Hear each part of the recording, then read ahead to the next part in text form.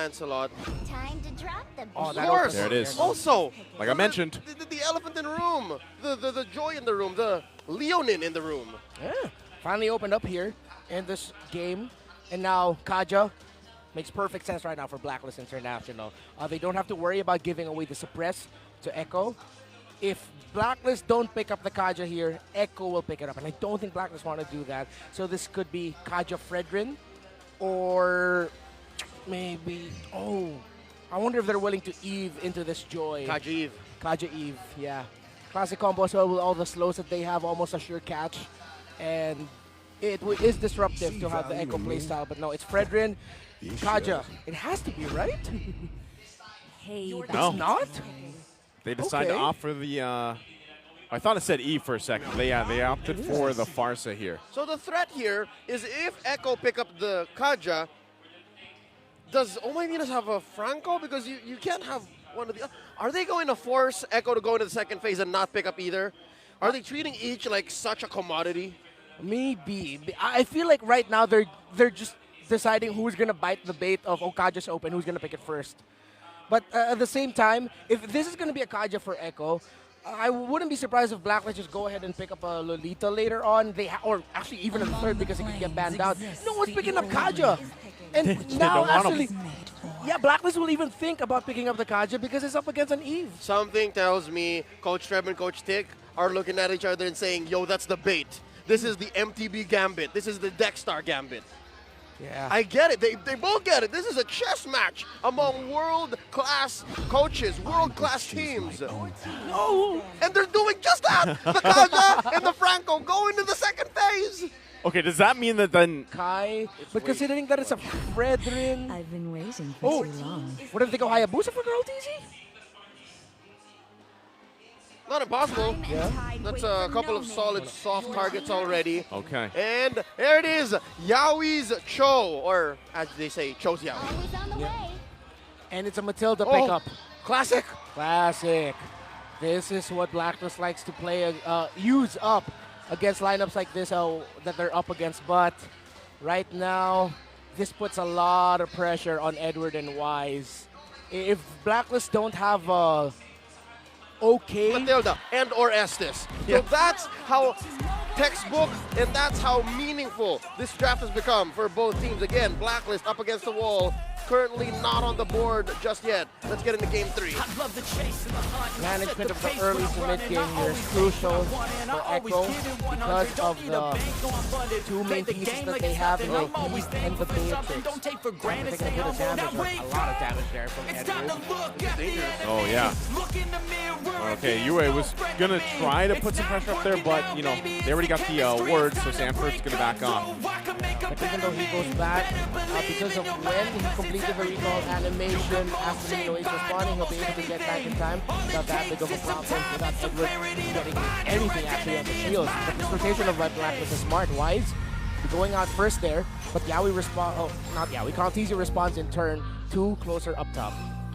So about a minute until the turtle comes out, and yeah, checking in for the first minute of this game, Blacklist reverts to the non-double XP lane start.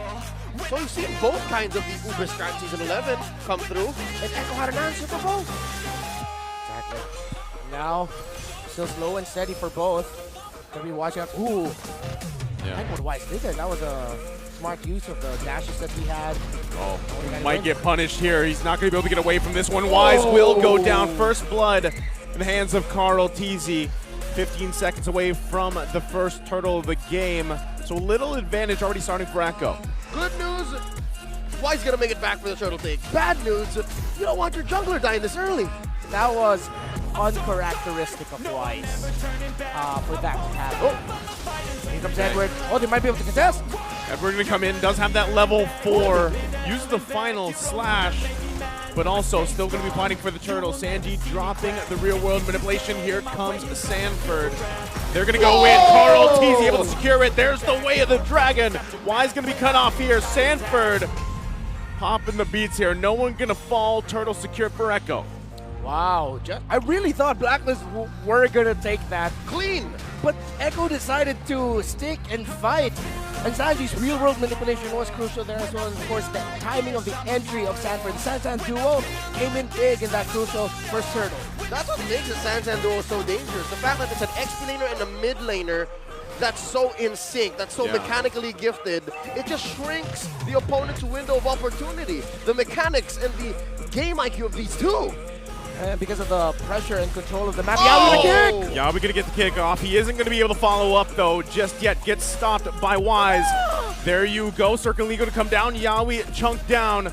Still okay. Now Benny Cutie forcing the flicker out. Carl Teasy comes through with the heavy spin. Sanji will capitalize on the kill. And now it's Wise in Yue. And also Owl making his way. They're gonna back off. This is exactly how Echo wants it. They've been playing the same way since game 1, into game 2, into game 3.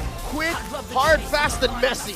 To add injury to injury, as that entire sequence was happening, Al was just solo killed by Benny Cutie. Before the whole sequence. Before the whole sequence, actually. And this is again just Echo continuing their best qualities in game 1 and game number 2. The positioning of Sanji and the timing of entry of Carl Teasy. Lord. Echo are making sure they have those insurance plans. Oh, Wise gonna be forced out from his orange buff. He might still be able to get it, but look at that. Sanford gonna hold him. Forced back to the base, gonna lose his buff. Meanwhile, Turtle now up here, second one of the game. Yue now getting a position. Oh my Venus holding down the front. The damage is there. The stun comes through. They get the flicker out from Yawi. So he at least does not have that available. Echo still going back and forth. Edward now and Wise here. They also get the heavy spin out from Carl TZ. This could be a take for the Turtle. Final slash gonna come through. Sanji has the flicker. Here comes Sanford dancing on the queen. She will fall. Still Wise in position. Here Carl TZ does it again. And now they force Blacklist International back here. Appraiser's Wrath gonna come down, but he gets kicked to the team, and Benny Cutie gets the kill. Deja vu. That's a replay, but with more this time around from that initial sequence in the first hurdle. Paint this image in your head, folks. A killer whale, an orca in the sea. Engage into turtle fights the way Cloud Easy does here. I give you fair warning. Not everybody can do the same thing, especially if you don't have the same sync as Cloud Easy does with the rest of Echo. Yeah, and even in that fight, he didn't have the heavy spin because he had to use it early, right? So the fact that he's actually able to skill accomplish that is insane and speaks volumes for exactly how much skill Carl TZ has here. So right now, it's Blacklist International, familiar territory from the previous 2 games, working against this Echo Express. Yawi was looking for an angle, but they're going to focus on the tier 1. Carl TZ comes in with the heavy spin. Meanwhile, on the backside, Sanford will push him back too. No one's going to fall, though. Fight for a resource here could ensue. Yawi gets the Jikundo up. Now, Sanford once again going to force back Wise from his buff. Still might have to go for it. Can't get it. Oh, our buff, says Carl Easy. Man, Echo, their layering of abilities is brilliant right now. And Yawi, it's like he knows one of the conditions of Blacklist is, alright, counter punish him. And Yawi held on to it, as you pointed out there, Naisu. The discipline on Yawi to not pull the trigger there. Yeah, still, once again, there's the trigger. Wise going to be the one to get kicked. Sanford heading for Yue. Carl TZ secures another turtle. Wise going to fall here. Oh my goodness, on the run. Can't get away from Sanji. 2 down, looking for a third. Here comes Carl once again.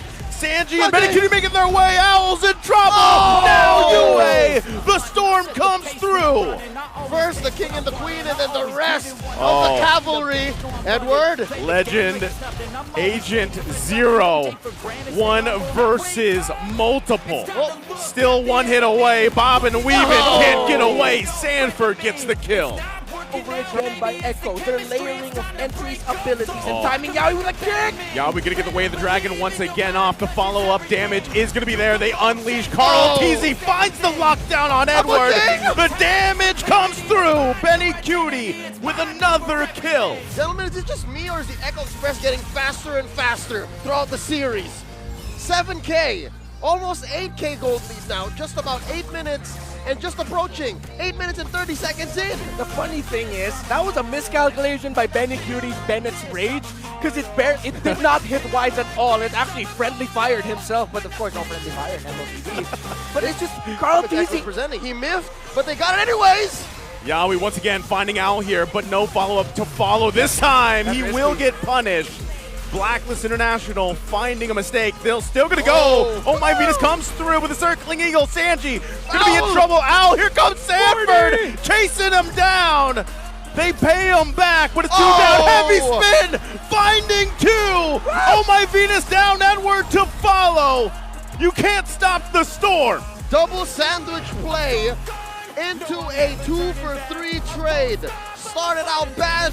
They gave up the playmaker, but Echo comes out with more on the way out. This isn't just the Echo Express now. Inside the train, if you look at one of the train carriages, there's an Echo buffet. The sandwiches that they've been dishing out to Blacklist International throughout the series. The late entries again. Benny Cutie making the most out of his dashes. He did not need to use Flicker in that scenario when we thought Blacklist found the perfect way to capitalize on an Echo mistake.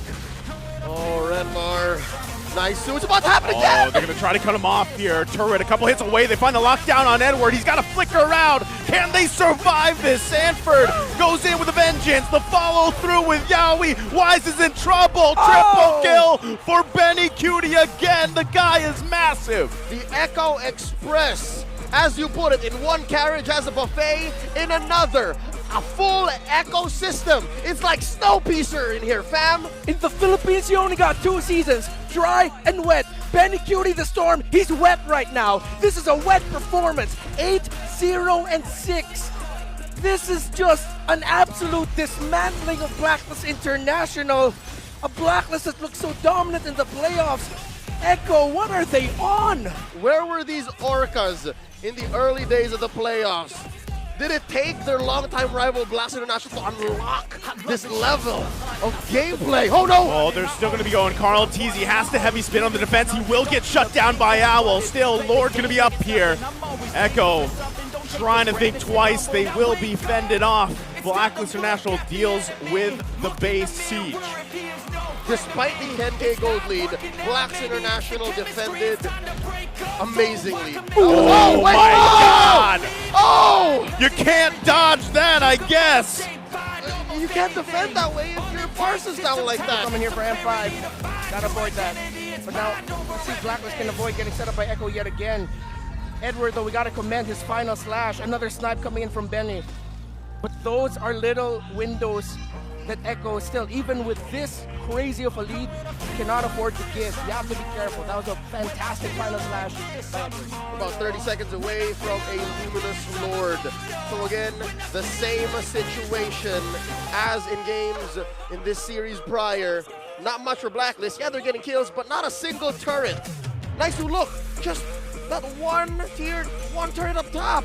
But it's still standing, it's still counts. It's technically still up, right? I know it's a one hit away, but as of right now, Blacklist doesn't have any objectives really for their favor, right? Now they're dealing with almost a 12K gold lead.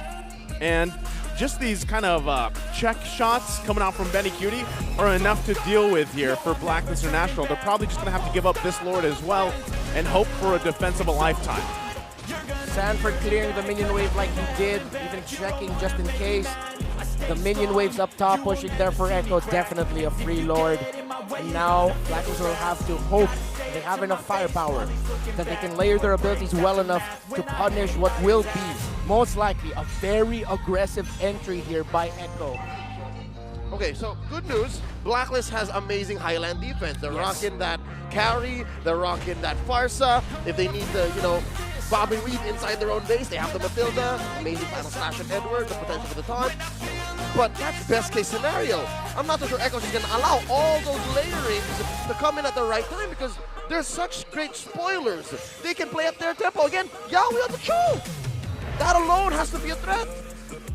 We posed the question earlier, the possibility of Yawi going back on one of his signature heroes. The Echo M4 skin that I'm pretty sure we'll be getting. But now with the Siege, what can Blacklist do? Here they go. Yawi's going to decide to go in, finds a way to the dragon. Oh my Venus going to fall. Carl Teasy on the backside plus Sanford forcing him back. Benny Cutie going to flicker in. It's not enough for Blacklist. Another triple comes through, and now Echo finds him at match point.